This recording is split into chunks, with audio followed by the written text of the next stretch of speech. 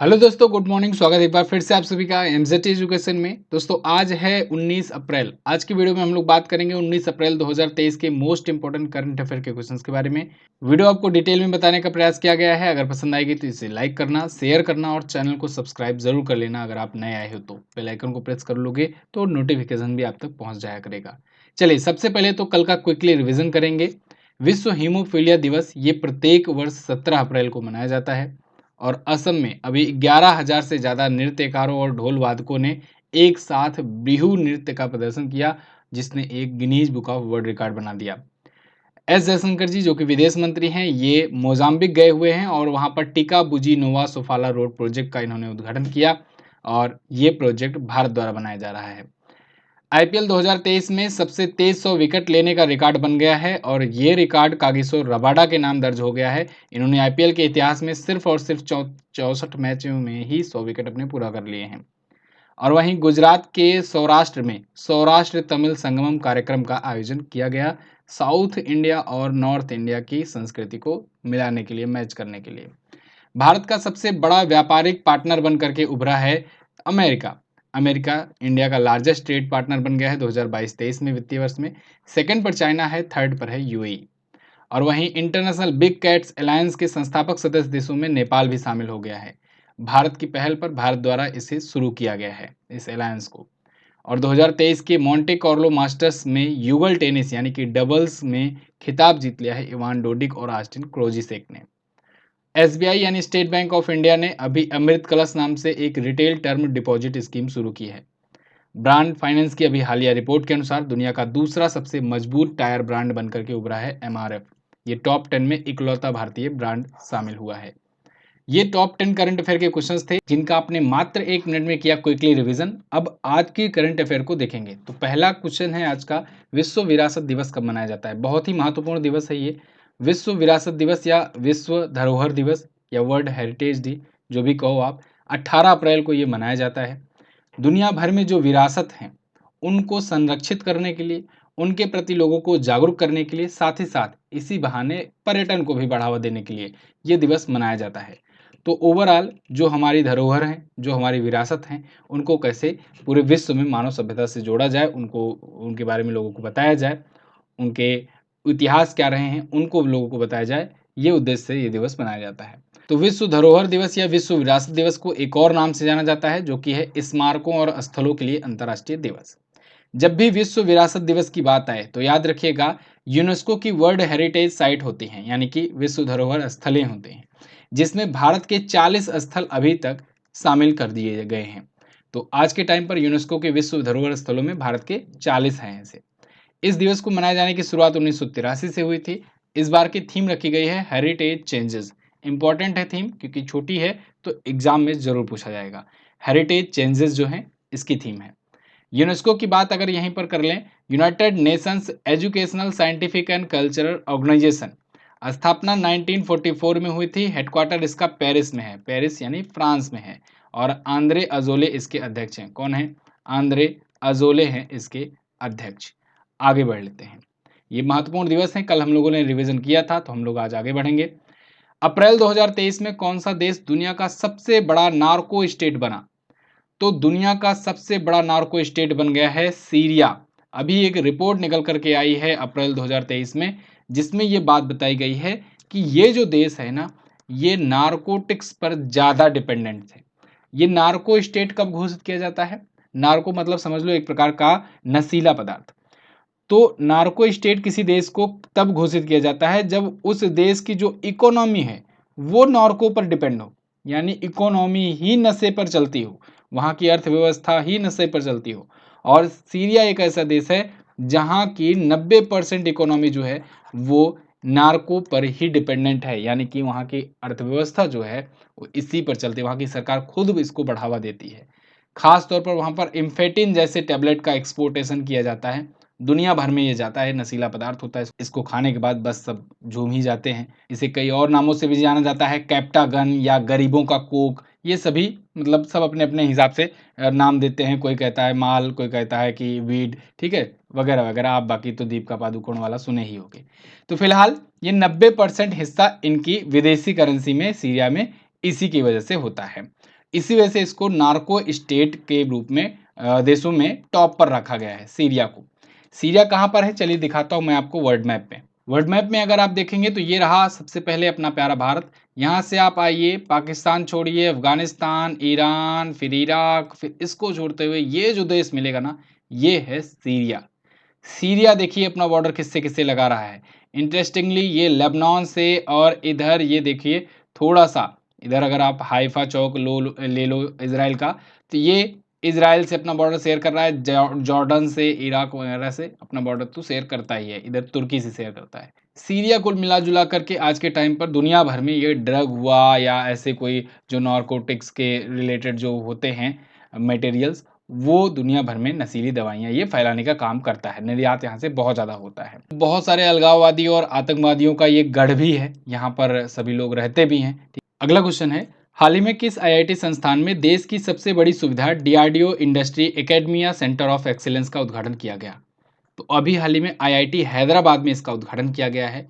देश की अभी तक की सबसे बड़ी ऐसी सुविधा होगी DRDO industry academia centre of excellence. ये आईआईटी हैदराबाद के थ्रू काफ़ी डीआरडीओ की मदद करने वाला है आने वाले टाइम पर।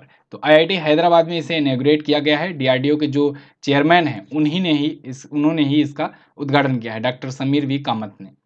तो ये देश की सबसे बड़ी सुविधा है। ये कैंपस आगे आने वाले टाइम में डीआरडीओ में बहुत सारे डेवलपमेंट और रिसर्चेज में मदद करने वाला है। ठीक है, डीआरडीओ की स्थापना हुई थी 1 जनवरी 1958 को, 1958 को।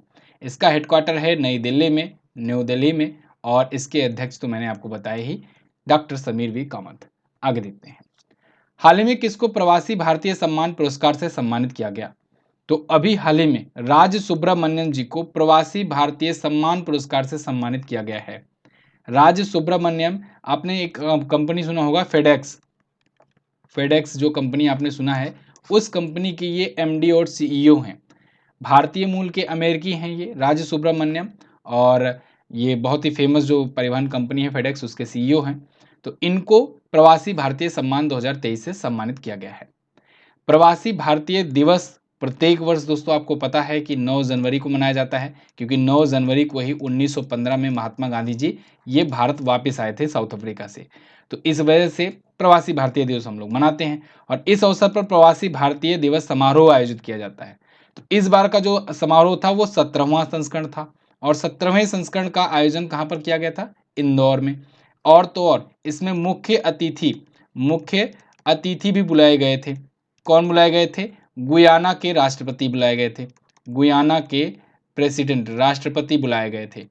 ठीक है ना? अच्छा, एक चीज और, ये गुयाना के राष्ट्रपति 9 जनवरी को आए थे यहाँ का मुख्य अतिथि बनकर, और वहीं 26 जनवरी यानी गणतंत्र दिवस, सेम महीने में 26 तारीख को गणतंत्र दिवस में मुख्य अतिथि कौन थे? मुख्य अतिथि कौन थे?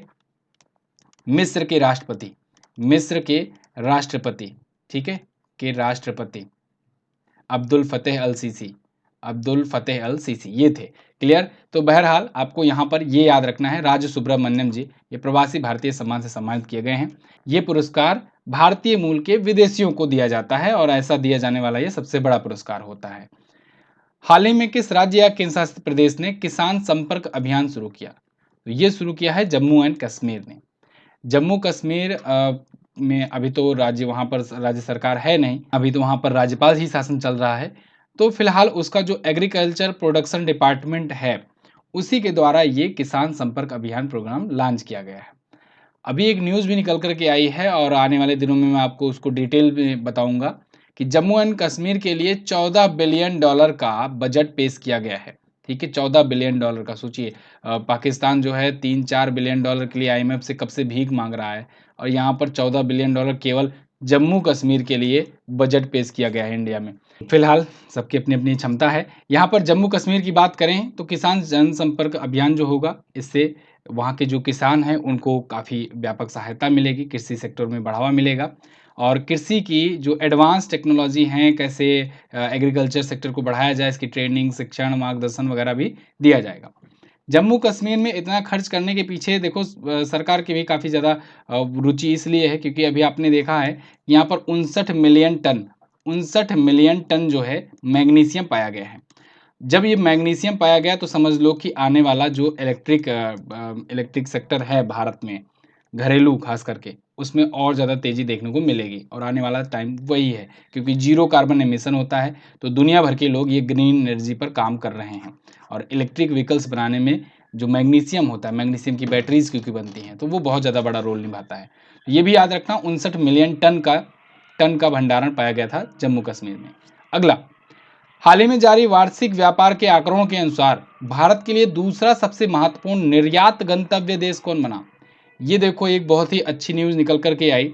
यहाँ पर देखो, अमेरिका के बाद संयुक्त अरब अमीरात ये दूसरा सबसे बड़ा ऐसा देश बन गया है जो निर्यात गंतव्य है भारत के लिए। यानी भारत यहाँ पर दूसरा सबसे ज़्यादा एक्सपोर्ट करता है अपना। सबसे ज़्यादा अमेरिका को एक्सपोर्ट किया जाता है और दूसरे नंबर पर है यूएई आज के टाइम पर, जहाँ पर भारत से एक्सपोर्ट किया जाता है। यानी कि अमीरात जो है वो सामान भारत से इंपोर्ट करता है। ठीक है, इंपोर्ट एक्सपोर्ट मतलब समझ रहे हो ना, आयात निर्यात। यानी कि भारत जो है ये यहाँ पर निर्यात करता है, बेचता है, और यूएई जो है वो खरीदता है। तो यूएई का यहाँ पर सबसे बड़ा योगदान हम लोग कहेंगे, क्योंकि वो तो खरीद रहा है भाई, इंटरेस्ट दिखाता है। जो खरीदेगा, जो हमारा सामान खरीदेगा, वही तो ज़्यादा उसी के तो वो करेंगे, बड़ाई करेंगे। नीदरलैंड यहाँ पर तीसरे स्थान पर आ गया है और चाइना को चौथे स्थान पर पहुंचा दिया गया है। नीदरलैंड ने चाइना को पीछे कर दिया है निर्यात के मामले में। अब इसमें देखो, इसमें चाइना धीरे धीरे भारत के ट्रेडिंग सेक्टर से पीछे होता जा रहा है। आपने देखा, अभी कल भी मैंने एक रिपोर्ट ऐसे ही मिलती जुलती बताई थी, जिसमें बताया था कि ट्रेडिंग पार्टनर कौन कौन है। तो उसमें ट्रेडिंग पार्टनर में भी अमेरिका सबसे टॉप पर रहा था, भारत का सबसे बड़ा व्यापारिक साझेदार। अब व्यापारिक साझेदार, अब आप सोचोगे सर व्यापारिक साझेदार भी बात कर रहे हो, निर्यात की भी बात कर रहे हो, दोनों में अंतर क्या है? तो देखो, बहुत ही बेसिक डिफरेंस है। जब व्यापारिक साझेदार की बात की जाए, ट्रेड पार्टनर की बात की जाए, तो मतलब होता है निर्यात भी हो रहा हो और आयात भी हो रहा हो। तब वो टोटल कितना निर्यात और आयात हुआ वो करके मिला करके जोड़ करके बात करते हैं। और जब केवल निर्यात की बात की जा रही है तो मतलब कि निर्यात गंतव्य की बात की जा रही है, तो मतलब अमेरिका जो है वो भारत से कितना चीज़ खरीद रहा है, केवल और केवल खरीदने की बात हो रही है। ठीक है ना? और दूसरी बात, एक और अंतर है, सब अलग अलग एजेंसी के द्वारा जारी किया गया है। देखो, ये जो जारी किया है, ये ministry of commerce of industry of government of India के द्वारा जारी किया गया है रिपोर्ट, कि हमने कितना किसको भेजा है, कितना बेचा है। ये अपने भारत की रिपोर्ट है, वो किसी और की रिपोर्ट थी। ठीक है, तो संयुक्त अरब अमीरात, बाकी मोटा मोटा मैं यहाँ पर सब कुछ बता ही दिया हूँ, कोई चीज़ दोबारा रिपीट करने की ज़रूरत ही नहीं है। और यहाँ पर एक पॉइंट जो है नहीं बताया मैंने, 2023-24 वित्तीय वर्ष में भारत जो है कुल निर्यात में 6% की ग्रोथ अपनी दर्ज किया है। क्लियर? तो फिर से मोटा मोटा, अमेरिका पहले पर, दूसरे पर यूएई, तीसरे पर नीदरलैंड और चौथे पर पहुंच गया है चाइना। आगे, हाल ही में दक्षिण कोरिया और अमेरिका ने किस देश के साथ मिलकर पूर्वी सागर के अंतर्राष्ट्रीय जल में त्रिपक्षीय मिसाइल रक्षा अभ्यास किए? तो साउथ कोरिया और अमेरिका ये किसके साथ? जापान के साथ मिलकर के अभी हाल ही में एक अभ्यास किए हैं, मिसाइल रक्षा अभ्यास किए हैं। और किस लिए किए हैं? जिससे वो चाइना को काउंटर कर सकें उस रीजन में। ठीक है, कई बार मैंने आपको बताया है इससे रिलेटेड, जैसे अभी एक चिप 4 वार्ता हुई थी। इसमें 4 देश शामिल थे, साउथ कोरिया, अमेरिका और इसके बाद जापान, ये 3 देश थे ही थे। साथ ही साथ में ताइवान भी था, ताइवान भी शामिल था। तो ये 4 देश मिलकर के किए यहाँ पर, जिससे जो सेमीकंडक्टर सेक्टर है उसके लिए चाइना को कम्पीट किया जा सके। इसके अलावा अभी अमेरिका ने फिलीपींस सागर में फिलीपींस के साथ मिलकर के एक अभ्यास किया था, जिससे जो साउथ चाइना सी है वहाँ से अटैक किया जा सके, वहाँ से मतलब डिफेंड किया जा सके ताइवान को, और अटैक किया जा सके चाइना की तरफ भी। तो कुल मिला-जुला करके ये अमेरिका जो है ना, ये वहाँ पर वहाँ के आस-पास के देशों को फ्रेंडली कंट्री बना रहा है, उनके साथ अभ्यास कर रहा है, क्योंकि जान रहा है कि चाइना जल्द ही अग्रेसन दिखा सकता है। चाइना किसके खिलाफ अग्रेसन दिखाएगा? ताइवान के खिलाफ। और वहीं एक और हैं किम जोंग उन भैया। किम जोंग उन जो हैं, जो नॉर्थ कोरिया वाले हैं, नॉर्थ कोरिया वाले, तो वो भी तांडव मचाते रहते हैं। वो तो उनका तो इतना करामात देख लो कि जैसे साउथ कोरिया के साथ अमेरिका अगर एक्सरसाइज भी कर रहा होता है ना, एक्सरसाइज कर रहे होते हैं, सैन्याभ्यास कर रहे होते हैं, तो बीच-बीच में वो जाके मिसाइल दाग देता है। तो ये तो ठीक है, फिलहाल उनका अलग ही लेवल है, किम जोंग उन का। लेकिन ये भी किम जोंग उन वाली जो देश है, कंट्री है नॉर्थ कोरिया, वो भी अमेरिका की अनफ्रेंडली कंट्री है, मतलब दुश्मन देश है। ठीक है, ये रिलेशंस आप जाने रहो कि कौन किसका फ्रेंडली कंट्री है, कौन किसका नहीं, जिससे आपको समझने में चीज़ें आसान होगी। और अगर आप रेगुलर फॉलो करते हो तो आई थिंक आपको ये पता भी चल गया होगा। ठीक है, चलिए फिलहाल एक बार वर्ल्ड मैप में फिर से हम लोग इसको देख लेते हैं कौन कौन कहाँ कहाँ पर है। वर्ल्ड मैप में आप देखोगे सबसे पहले ये रहा अपना प्यारा भारत। यहाँ से आप देखोगे इधर ये है चाइना, और थोड़ा सा धीरे से आओ आप इधर देखो, ऊपर है साउथ कोरिया, इधर जापान है और इधर है फिलीपीन। कुछ दिन पहले जो अभी मैंने आपको बताया था एक अभ्यास के बारे में, जो फिलीपीन और अमेरिका के बीच में हुआ था, वो साउथ चाइना सी में चाइना के प्रभुत्व को कम करने के लिए था, इधर फिलीपींस के साथ मिलकर के। यहाँ पर देखो, और ये जो कंट्री है ये छोटे सी, ये है ताइवान। ताइवान को लेकर के भी परेशान रहता है ये। ठीक है, इधर फिलीपीन सागर है, ईस्ट चाइना सी इधर ले लो, और ये है नॉर्थ कोरिया। नॉर्थ कोरिया और साउथ कोरिया को 38th पैरेलल लाइन अलग करती है। South Korea, Japan, Philippines, Taiwan, ये सभी फ्रेंडली कंट्री हैं किसकी? अमेरिका की। अमेरिका आप ग्लोब घुमाओगे तो इस साइड पर जाता है। ठीक है ना, ये इधर से ही आते हैं ये लोग। ठीक है, तो ये हो गया, और इधर ये चाइना बड़ा बैठा है। ठीक है, चाइना की फ्रेंडली कंट्री कौन कौन सी हैं? चाइना आप इधर ले लो, इधर रसिया ले लो, नॉर्थ कोरिया ले लो, मतलब समझ लो दुश्मन का दुश्मन दुश्मन का दोस्त होता है कुल मिलाकर के। चलो आगे बढ़ते हैं। अगला क्वेश्चन है, हाल ही में किसे मैल्कम आदिसिया पुरस्कार 2023 से सम्मानित किया गया? तो अभी हाल ही में उत्सा पटनायक को मैल्कम आदेसिया पुरस्कार 2023 से सम्मानित किया गया है। ये हैं उत्सा पटनायक, और द हिंदू का आर्टिकल आपके सामने है। इन्हें मैल्कम आदेसिया अवार्ड 2023 से सम्मानित किया गया है। ये बहुत ही फेमस इकोनॉमिस्ट हैं, राइटर हैं, और इनको 2023 के लिए ये पुरस्कार दिया गया है सामाजिक विज्ञान के क्षेत्र में इनके असाधारण कंट्रीब्यूशन के लिए। ये पुरस्कार दोस्तों Madras institute of development studies और मैल्कम एंड एलिजाबेथ अदेसिया ट्रस्ट के द्वारा दिया जाता है, इसीलिए इसमें अदेसिया पुरस्कार जुड़ा हुआ है, मैल्कम अदेसिया पुरस्कार।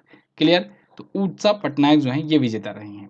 आगे, हाल ही में मिली जानकारी के अनुसार निम्न में से कौन सा एशियाई देश मध्य प्रदेश के पर्यटन प्रोत्साहन योजना का हिस्सा बनेंगे? ऑप्शन में है भूटान और बांग्लादेश, नेपाल और मालदीव, और श्रीलंका। तो ये पांचों दक्षिण एशियाई देश हैं, साउथ एशियन कंट्री हैं, और ये सभी लोग अब हिस्सा होने जा रहे हैं मध्य प्रदेश पर्यटन के प्रोत्साहन योजना का। यहाँ पर आप आर्टिकल देख पाओगे, 5 South Asian countries to be part of MP's tourism promotion plan.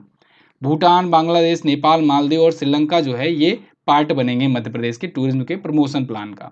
तो मध्य प्रदेश चाहता है बेसिकली उसके पर्यटन को बढ़ावा मिले, वो उसे प्रमोट कर सके, और इसके लिए इसने एक पर्यटन प्रोत्साहन योजना शुरू की हुई है। अब मध्य प्रदेश आया है, चलिए दिखाते हैं आपको इंडिया के मैप में। राजधानी इसकी भोपाल है और मध्य में है मध्य प्रदेश, ये रहा मध्य प्रदेश। यहाँ के करंट टाइम पर जो सीएम है बीजेपी पार्टी से हैं शिवराज सिंह चौहान मामा। मंगू भाई छगन भाई पटेल ये यहाँ के करंट टाइम पर गवर्नर हैं। ठीक है, और यहाँ पर झीलों में भोजताल है, साखे सागर झील है। नेशनल पार्क में माधव नेशनल पार्क, वन विहार नेशनल पार्क, पन्ना, पेंच, कान्हा किसली। ठीक है, यहाँ पर 12 के आसपास में नेशनल पार्क हैं, और बहुत ज़्यादा यहाँ पर टाइगर्स भी रहते हैं, टाइगर रिजर्व भी बहुत सारे हैं, इसीलिए इसे टाइगर स्टेट भी कहा जाता है, टाइगर स्टेट भी कहा जाता है। और टाइगर मीन्स बचपन से आप क्या पढ़ते आ रहे हो, टाइगर मीन्स चीता? नहीं, टाइगर मीन्स चीता होता नहीं, टाइगर मीन्स होता है बाघ। लेकिन अब चीता भी आ गया है इंडिया में, और चीता भी कहाँ पर रखे जाते हैं? चीता भी कुनो नेशनल पार्क में, भारत में इकलौता ऐसा नेशनल पार्क है कुनो नेशनल पार्क जहाँ पर रखे गए हैं। ठीक है ना, नेशनल कैसे लिखते हैं, नेशनल पार्क, तो कुनो नेशनल पार्क में रखे गए हैं। टोटल 20 चीते हो चुके हैं। 8 चीते आए थे नमीबिया से, फिर 12 चीते आए थे साउथ अफ्रीका से, जिससे डील हुई है 100 चीते लाए जाने की, धीरे धीरे करके आएंगे हर एक साल, लेकिन 12 चीते अभी आए थे। टोटल हो गए थे 20, लेकिन एक की मृत्यु हो गई, तो टोटल अभी 19 चीते भारत में बचे हुए हैं। ठीक है, और शायद किसी ने बच्चे को जन्म भी दिया है, तो वो अभी मैं नहीं इंक्लूड किया हुआ हूँ। आगे बढ़ते हैं। फिलहाल जिलों की संख्या यहाँ पर 53 है, और 53 जिला अब हो गया है, पहले 52 था। ठीक है, एक और नया जिला जुड़ा हुआ है जिसका नाम है मऊगंज। मऊगंज अभी हाल फिलहाल में जुड़ा है। तो मऊगंज जो है ये 53वां जिला है मध्य प्रदेश का। मध्य प्रदेश अपना बॉर्डर शेयर करता है गुजरात से, राजस्थान से, उत्तर प्रदेश से, इसके अलावा यहाँ पर छत्तीसगढ़ से और महाराष्ट्र से भी अपना बॉर्डर शेयर करता है। आगे बढ़ जाते हैं। राज्य के पशु है दलहलदरी हिरण, और राज्य के पक्षी है दूधराज। अगला, पानी की कमी से निपटने के लिए जल बजट पेश करने वाला पहला राज्य कौन बना? तो वो बन गया है दोस्तों केरल। जब पहले राज्य की बात आती है ना, तो मैक्सिमम में केरल ही बाजी मारता है। यहाँ पर देखिए, पानी की कमी से गर्मियों में काफ़ी ज़्यादा यहाँ पर समस्या हो जाती है, हालाँकि बहुत सारी नदियाँ वगैरह हैं, फिर भी उसके बाद यहाँ पर पानी की समस्या गर्मियों में काफ़ी ज़्यादा हो जाती है, क्योंकि आप देखो ये साउथ इंडिया का क्षेत्र है और साउथ इंडिया वाला ये जो रीजन है कर्क रेखा के नीचे पड़ जाता है, यानी कि समझ लो उष्णकटिबंधीय इलाका आ गया, ठीक है? भूगोल वाले समझ पा रहे होंगे अच्छे से। तो ये जल बजट पेश कर रहा है, गर्मी ज़्यादा होती है तो जल बजट पेश कर रहा है, जिससे जल के लिए भी खास तौर से हर साल कुछ न कुछ एक निश्चित अमाउंट जारी किया जा सके सरकार की तरफ से, और कुछ परियोजनाएँ, कुछ प्रोजेक्ट, कुछ छोटे-मोटे डेवलपमेंट वाटर से रिलेटेड किए जा सकें, वाटर बॉडीज़ से लेकर, जिससे समर में वाटर स्टोरेज भी बेहतर तरीके से किया जा सके, पानी की कमी ना आए। तो इसलिए केरल ने ये शुरू किया है और केरल ऐसा करने वाला बन गया है पहला राज्य। क्लियर? यहाँ का पोलमपारा ग्राम पंचायत पूरी तरीके से डिजिटल गाँव बन गया था, ठीक है? डिजिटल पेमेंट वाला गाँव भी ये है। खुद की इंटरनेट सेवा वाला ये राज्य है केरल, ठीक है? और केरल ही अपना खुद का कहें ऑनलाइन कार टैब कैब सेवा शुरू करने वाला ये भी राज्य है। जैसे ओला, उबर यहाँ पर नहीं चलते हैं। यहाँ पर केरल राज्य सरकार द्वारा ही ऐसा ही सिस्टम बनाया गया है, ठीक है? खुद की टैक्सी सर्विस शुरू किया गया है सरकार के द्वारा। तो ये केरल की कुछ चीज़ें हैं, साक्षरता में भी ये टॉप पर रहता है। तो ये 10 क्वेश्चन थे आज के। केरल के बारे में थोड़ा-सा इन्फॉर्मेशन आप यहाँ पर क्विकली ले लो। सीपीआईएम पार्टी से पिनरई विजयन जो हैं यहाँ के करंट टाइम पर चीफ मिनिस्टर हैं, और सीपीआईएम पार्टी जो है ये नेशनल पार्टी है, ठीक है? सीपीआई पार्टी एक थी, कम्युनिस्ट पार्टी ऑफ इंडिया, एक उसी से टूट करके कम्युनिस्ट पार्टी ऑफ इंडिया मार्क्सवादी बनी थी। तो मार्क्सवादी वाली अभी नेशनल पार्टी है और ये सीपीआई वाली अभी इससे दर्जा छीन लिया गया है। आरिफ मोहम्मद खान जो हैं ये यहाँ के करंट टाइम पर गवर्नर हैं। केरल अपना बॉर्डर कर्नाटक से और तमिलनाडु से शेयर करता है। बाकी चीज़ें आप जानते हो। ये टॉप 10 करंट अफेयर थी। अगर आपको पसंद आई हो, कम समय में ज़्यादा से ज़्यादा जानकारी मिली हो, तो आप वीडियो को एक लाइक ज़रूर कर देना। शेयर तो आप लोग करते ही नहीं हो, चलो कोई बात नहीं। सब्सक्राइब ज़रूर कर लेना। अगर आप चैनल को पहली बार देख रहे हो, तो आप चैनल को सब्सक्राइब ज़रूर कर देना। और अगर आपके हित मित्र, यार दोस्त, छोटे भाई, बड़े भाई, कोई अगर तैयारी वगैरह करता है एग्ज़ाम्स की, तो उसके पास भी ये वीडियो शेयर कर देना, बहुत ज़्यादा इम्पोर्टेंट है, ठीक है? आप कुछ अच्छा शेयर करेंगे तो आपके अंदर भी एक पॉजिटिव वाइब्स जाएगी। कल मैंने आपसे क्वेश्चन पूछा था, चंद्रमा के केंद्र के निकटतम बिंदु को क्या कहा जाता है? तो पेरिलियन कहा जाता है, और एपिलियन दूर वाले बिंदु को। सरकार द्वारा कृषि ड्रोन सब्सिडी के तहत कितने किसानों को किसान ड्रोन दिए गए? 8। आज आपको क्या बताना है? आज आपको बताना है मोजाम्बिक की कैपिटल क्या होती है। इसके अलावा गुजरात और किस राज्य के बीच सांस्कृतिक बंधन को बढ़ावा देने के लिए सौराष्ट्र तमिल संगमम का आयोजन किया गया? बहुत ही आसान है। दोनों क्वेश्चंस के बारे में आपको जो भी पता होगा डिटेल में जरूर आंसर करना। क्विज और पीडीएफ फ्री में बिल्कुल आपको एमजीटी ऐप पर मिलेगी, और एमजीटी ऐप आप गूगल प्ले स्टोर से ढूंढ सकते हैं, वहाँ से इंस्टॉल कर सकते हैं। फ्री क्विज, फ्री पीडीएफ वगैरह ये सारी चीज़ें आपको यहाँ पर मिल जाएगी। हमारे वीडियो कोर्सेज भी ले सकते हो, ई बुक्स भी ले सकते हो। बहुत बहुत धन्यवाद यहाँ तक वीडियो देखने के लिए। मिलेंगे अगली वीडियो में, तब तक के लिए नमस्कार, जय हिंद, वंदे मातरम।